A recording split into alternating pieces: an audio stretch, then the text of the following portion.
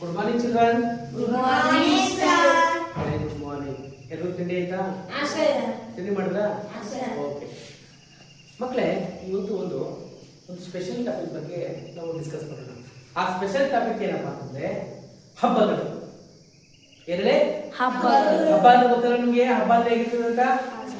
ಇಲ್ಲಿ ಹಬ್ಬ ಮಾಡ್ತಾರೆ ನಿಮ್ಮ ಮನೆಯಲ್ಲ? ಯಾವ ಹಬ್ಬ ಮಾಡ್ತಾರೆ ಇಲ್ಲಿ? ಸಂಕ್ರಾಂತಿ, ಯುಗಾದಿ, ದೀಪಾವಳಿ, ಗೌರಿ ಹಬ್ಬ ಈ ತರ ಹಬ್ಬಗಳನ್ನು ಮಾಡ್ತಾರೆ. ಇನ್ಯಾವ ಹಬ್ಬ ಮಾಡ್ತಾರೆ? ಈಗ ನಾವು ಹಿಂದೂ ಧರ್ಮದ ಪ್ರಕಾರ ಸಂಕ್ರಾಂತಿ, ಯುಗಾದಿ, ಗೌರಿ ಹಬ್ಬ, ಗಣೇಶ ಹಬ್ಬ, ದೀಪಾವಳಿ ಇದೆಲ್ಲ ಆಚರಿಸ್ತೀವಿ, ಮಹಾನವಮಿ ಅಂತ. ಅದೇ ತರ ಮುಸ್ಲಿಮ್ಸ್ ಹಬ್ಬ ಮಾಡ್ತಾರಲ್ವಾ? ಯಾವುದು? ರಂಜಾನ್, ಬಕ್ರೀದ್, ಕ್ರಿಸ್ಮಸ್. ಮುಸ್ಲಿಮರು ರಂಜಾನ್ ಮತ್ತು ಬಕ್ರೀದ್ ಮಾಡಿದ್ರೆ ಕ್ರಿಶ್ಚಿಯನ್ನರು ಏನ್ ಮಾಡ್ತಾರೆ? ಕ್ರಿಸ್ಮಸ್ ಹಬ್ಬವನ್ನು ಮಾಡ್ತಾರೆ.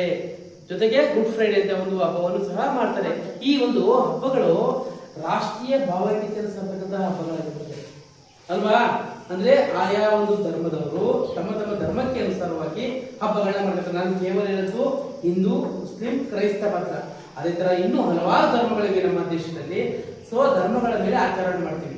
ಹಾಗಾದ್ರೆ ಈ ಎಲ್ಲ ಧರ್ಮದವರು ಸಹ ಸೇರಿ ಒಂದು ಹಬ್ಬವನ್ನು ಮಾಡ್ತಾರೆ, ಒಂದು ಅಥವಾ ಎರಡು ಹಬ್ಬವನ್ನ. ಅದನ್ನ ಏನಂತ ಕರಿತೀವಿ ಅಂದ್ರೆ ರಾಷ್ಟ್ರೀಯ ಹಬ್ಬ ಅಂತ ಕರಿತೀವಿ, ಹೌದಲ್ವಾ?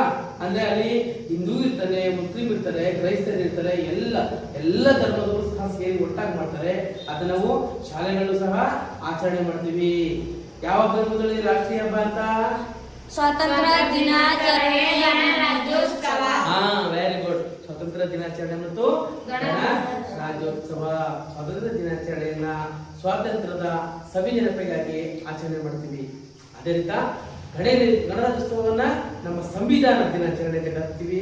ಅಂದ್ರೆ ಸಂವಿಧಾನವನ್ನ ನಾವು ಅಂಗೀಕರಣ ಮಾಡಿ ನಮಗೆ ನಾವೇ ಅರ್ಪಿಸಿಕೊಂಡ ಮೇಲೆ ಆ ಒಂದು ಸಂವಿಧಾನ ದಿನಾಚರಣೆ ಮಾಡ್ತೀವಿ. ಆ ಸಂವಿಧಾನ ದಿನಾಚರಣೆಯನ್ನ ರಾಜ್ಯಗಳ ಗುಂಪಾಗಿ ಮಾಡಿ ಗಣರಾಜ್ಯ ಅಂತ ಹೇಳ್ತೀವಿ. ಗಣರಾಜ್ಯ ಅಂದ್ರೆ ಎಲ್ಲಾ ರಾಜ್ಯಗಳ ಒಂದು ಗುಂಪನ್ನು ನಾವು ಹೇಳ್ತೀವಿ, ಗಣರಾಜ್ಯೋತ್ಸವ ಅಂತ ಕರಿತೀವಿ. ಈಗ ನಾವು ಸ್ವಾತಂತ್ರ್ಯದ ಬಗ್ಗೆ ಒಂದಷ್ಟು ಮಾಹಿತಿಯನ್ನು ಕಲೆ ಹಾಕೋಣ, ಹೌದಲ್ವಾ?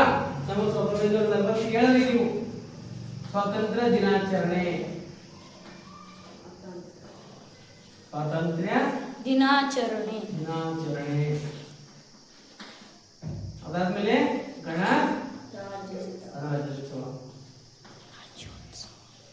ಅಂದ್ರೆ ನಾವು ಇಲ್ಲಿ ಸ್ವಾತಂತ್ರ್ಯ ದಿನಾಚರಣೆ ಅಂದ್ರೆ ಇಂಡಿಪೆಂಡೆನ್ಸ್ ಡೇ ಅಂತ ಕರಿತೀವಿ. ಅದೇ ತರ ರಿಪಬ್ಲಿಕ್ ಡೇ ಅಂತ ಕರಿತೀವಿ ಅಲ್ವಾ? ಸೊ ಈ ಎರಡು ದಿನಾಚರಣೆ ಆಚರಿಸ್ತೀವಿ. ಅದರಲ್ಲಿ ನಾವು ಸ್ವಾತಂತ್ರ್ಯ ದಿನಾಚರಣೆ ಯಾವಾಗ ಬಂತು ನಮಗೆ ಸ್ವಾತಂತ್ರ್ಯ? 1947 ಮಕ್ಕಳೇ. 1947 ಆಗಸ್ಟ್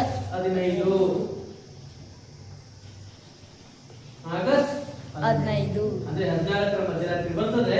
ನಾವೇನ್ ಮಾಡ್ತೀವಿ? ಇದನ್ನ 15ರ ಬೆಳಗಿನ ಜಾವ ಅಂತ ಆಚರಣೆ ಮಾಡ್ಕೊಳ್ತೀವಿ. ಈ ಸ್ವಾತಂತ್ರ್ಯ ದಿನಾಚರಣೆಗಳು ಆಗಸ್ಟ್ 15 1947 ಬಂತು. ಹಾಗಾದ್ರೆ ಸ್ವತಂತ್ರ 1947 ಸಿಕ್ಬಿಡ್ತಾ?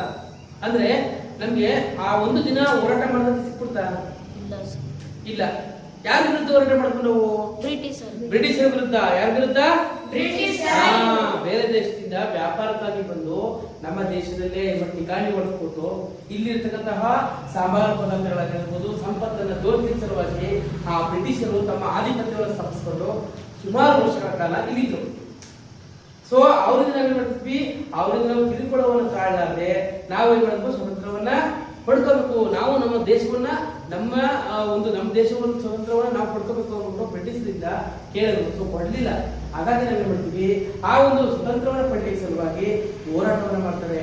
ಈ ಹೋರಾಟ ಅನ್ನೋದು 1947 ಸ್ಟಾರ್ಟ್ ಆಗಿಲ್ಲ. ಅದು ಹಿಂದೆ 100 ವರ್ಷಗಳ ಹಿಂದೆ ಸ್ಟಾರ್ಟ್ ಆಗಿತ್ತು. ಆ 100 ವರ್ಷಗಳಲ್ಲಿ ಯಾವ್ದು ಗೊತ್ತಾ ನಿಮಗೆ? ಯಾವ್ದು ಹೇಳ್ತೀರಾ? ಗೊತ್ತಿಲ್ಲ ಅಲ್ವಾ? ಹೇಳ್ತೀರಾ? ಅದು 1857. 1857 ಇಸ್ವಿಲಿ ಇದು ಪ್ರಾರಂಭ ಆಗ್ತದೆ. ಇದನ್ನ ನಾವೇನ್ ಕರಿತೀವಿ ಅಂದ್ರೆ ಈ 1857ರ ಸ್ವಾತಂತ್ರ್ಯ ಹೋರಾಟವನ್ನು ಪ್ರಥಮವಾಗಿ ಪ್ರಾರಂಭವಾದ ಒಂದು ದಿನ. ಸೊ ನಾವು ಇದೇನು ಕರಿತೀವಿ ಅಂದ್ರೆ ಭಾರತದ ಪ್ರಥಮ ಸ್ವಾತಂತ್ರ್ಯ ಸಂಗ್ರಾಮ. ಸರಿನಾ? ಭಾರತದ ಪ್ರಥಮ ಸ್ವಾತಂತ್ರ್ಯ ಸಂಗ್ರಾಮ. The first war of Indian independence. The first war of Indian independence ಅಂತ ಕರಿತೀವಿ ಇಂಗ್ಲಿಷ್ ಅಲ್ಲಿ. ಕನ್ನಡದಲ್ಲಿ ಭಾರತದ ಪ್ರಥಮ ಸ್ವಾತಂತ್ರ್ಯ ಸಂಗ್ರಾಮ ಯಾವಾಗ ಪ್ರಾರಂಭ ಆಯ್ತಿದು? 1857. ಸೊ ಈ ಒಂದು ನಡೆಸಿದ ಪ್ರಾರಂಭವಾಯಿತು. ಇಲ್ಲಿಂದ ನೋಡಿ ಮಕ್ಕಳೇ, ನಮ್ಮ ಭಾರತಕ್ಕೆ ಸ್ವಾತಂತ್ರ್ಯವನ್ನ ಪಡಿಲಿಕ್ಕೆ ಸಲುವಾಗಿ ಹಲವಾರು ಜನ ಮಹನೀಯರು ಹೋರಾಟವನ್ನು ಮಾಡಿ ತಮ್ಮ ಜೀವವನ್ನೇ ಪಣಕ್ಕಿಟ್ಟು ಹೋರಾಟವನ್ನು ಮಾಡಿ ಜೀವವನ್ನು ಕೊಟ್ಟಿದ್ದಾರೆ. ಸೊ ಇವರಿಂದ ನಾವೇನ್ ಮಾಡ್ತೀವಿ, ನಾವು ಈ ಮುಂದಿನ ಈ ತರಗತಿಯಲ್ಲಿ ಭಾರತ ಸ್ವಾತಂತ್ರ್ಯ ಸಂಗ್ರಾಮದ ಬಗ್ಗೆ ಹೆಚ್ಚಿನ ಮಾಹಿತಿಯನ್ನು ತಿಳ್ಕೊಳ್ಳೋಣ.